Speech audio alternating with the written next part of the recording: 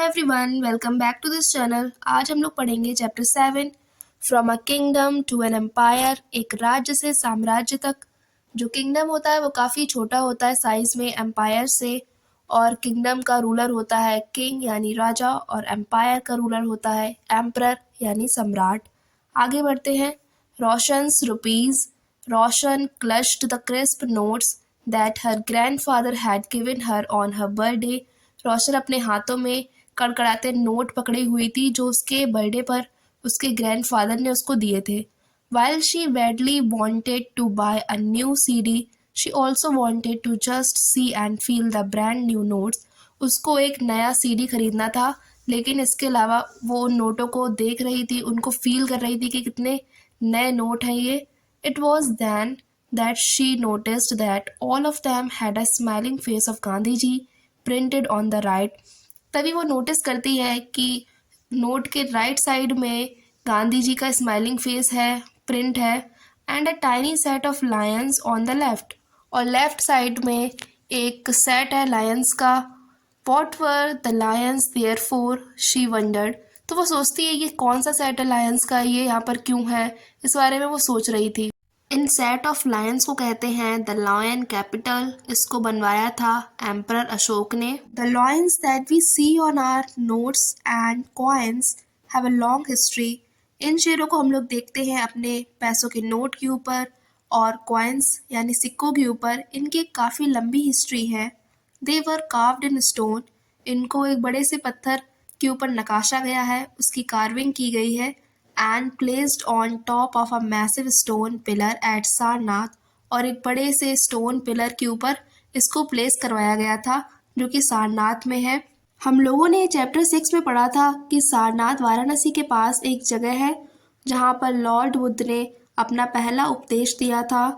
आज के समय में इन लॉयंस और द लॉयन कैपिटल को सारनाथ के म्यूजियम में रखा गया है, वहीं पर ये प्रिजर्व है। Ashoka was one of the greatest rulers known to history. History में काफ़ी सारे महान राजा हुए हैं, उन्हीं में से अशोक भी था। And on his instructions inscriptions were inscribed on pillars as well as on rock surface.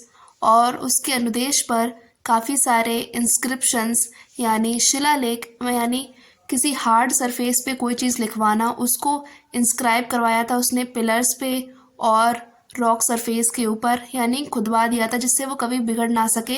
यहाँ पर जो इमेज दिख रही है वो उन्हीं पिलर्स में से एक पिलर की इमेज है जिस पर अशोक ने अपने इंस्क्रिप्शंस को इंस्क्राइब करवाया था।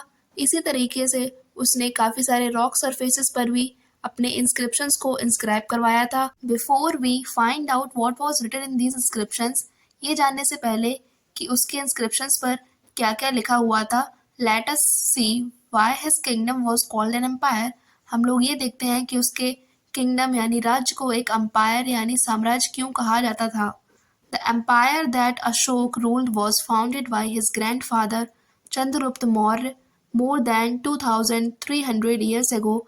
जो एम्पायर, जो साम्राज्य अशोक रूल कर रहा था उस टाइम पर, उसको फाउंड किया था उसके ग्रैंडफादर ने, चंद्रगुप्त मौर्य ने, लगभग 2300 साल पहले। Chandragupta was supported by a vice man named Chanakya और कौटिल्य। जो उसके अशोक के दादाजी थे यानी चंद्रगुप्त मौर्य, उसको सपोर्ट किया था एक समझदार इंसान ने जिसका नाम था चाणक्य और कौटिल्य। एक और नाम था इनका Vishnugupta. Many of Chanakya's ideas were written down in a book called the Arthashastra. और इन्होंने अपनी एक किताब भी लिखी थी अर्थशास्त्र, जिसमें इनके काफ़ी सारे आइडियाज़ देखने को मिलते हैं। डायनेस्टी यानी राजवंश। When members of the same family become rulers one after another, the family is often called a dynasty. जब एक ही परिवार के लोग एक के बाद एक राजा बनते जाते हैं तो उस फैमिली को अक्सर डायनेस्टी कहा जाता है। The Mauryas were a dynasty with 3 important rulers. और मौर्य भी एक डायनेस्टी थी, इसके 3 इम्पॉर्टेंट रूलर्स थे, चंद्रगुप्त, उसका बेटा बिंदुसार एंड बिंदुसार सन अशोक, और बिंदुसार का बेटा Ashoka. There were several cities in the empire marked with black dots on the map. Modern empire के काफ़ी सारे इम्पॉर्टेंट शहर थे जिसको इस मैप पर ब्लैक डॉट से मार्क किया गया है। These included the capital Pataliputra, Takshashila and Ujjain.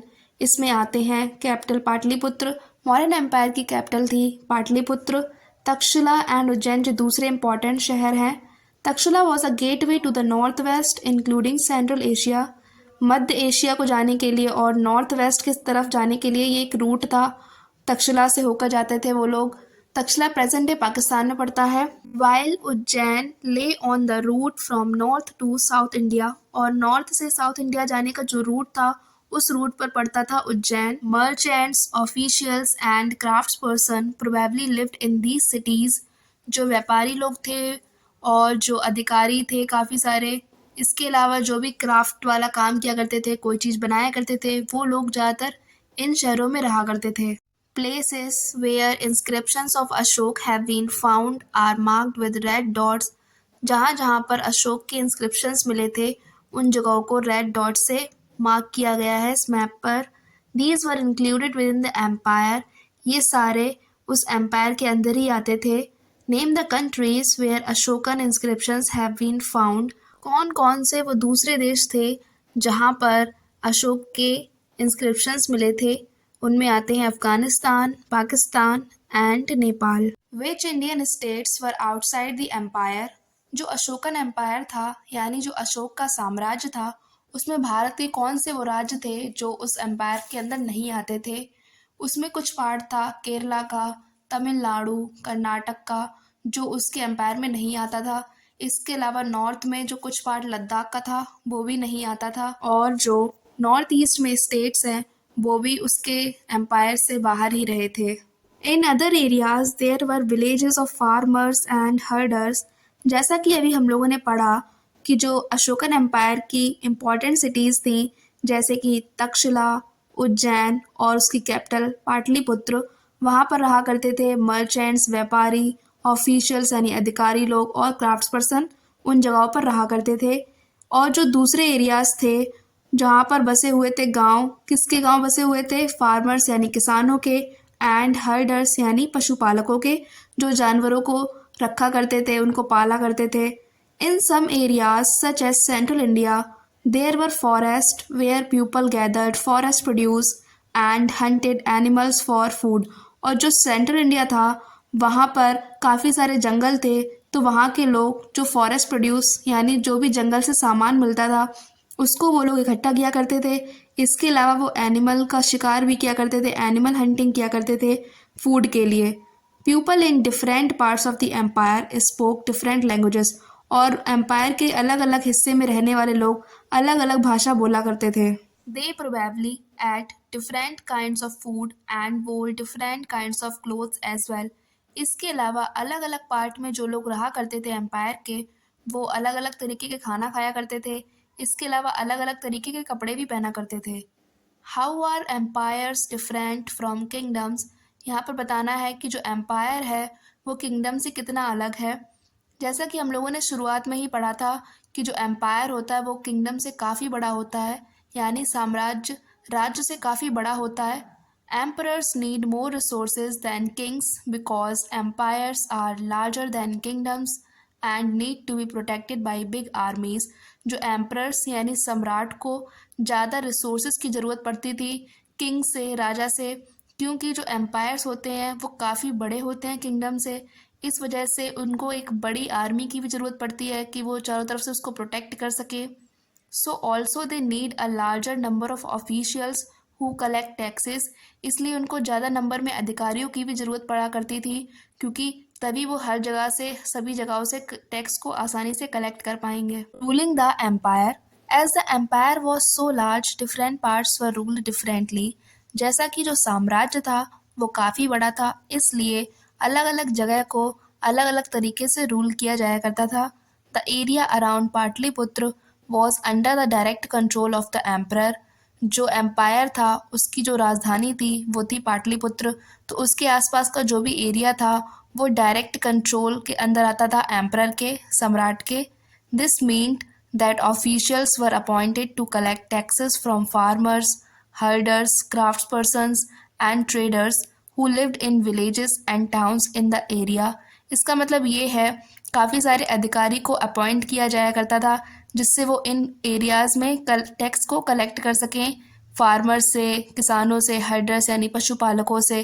Crafts person से, जो भी कोई काम करने वाले लोग होते थे उनसे, और व्यापारियों से जो इन विलेजेस और टाउन्स में रहा करते थे उस एरिया के। Officials also punished those who disobeyed the ruler's order, और जो भी राजा के ऑर्डर को नहीं मानता था, उसके रूल और रेगुलेशंस को तोड़ता था, तो वहाँ के जो अधिकारी थे उसको पनिशमेंट दिया करते थे। Many of these officials were given salaries, और इन सभी अधिकारियों को सैलरी मिला करती थी। Messengers went to and fro, messenger यानी जो एक जगह से दूसरी जगह मैसेज पहुंचाया करता था, तो वो राजधानी से लेके एम्पायर की और जहाँ जहाँ तक एम्पायर फैला हुआ था उन सभी जगह पर मैसेज पहुंचाया करता था।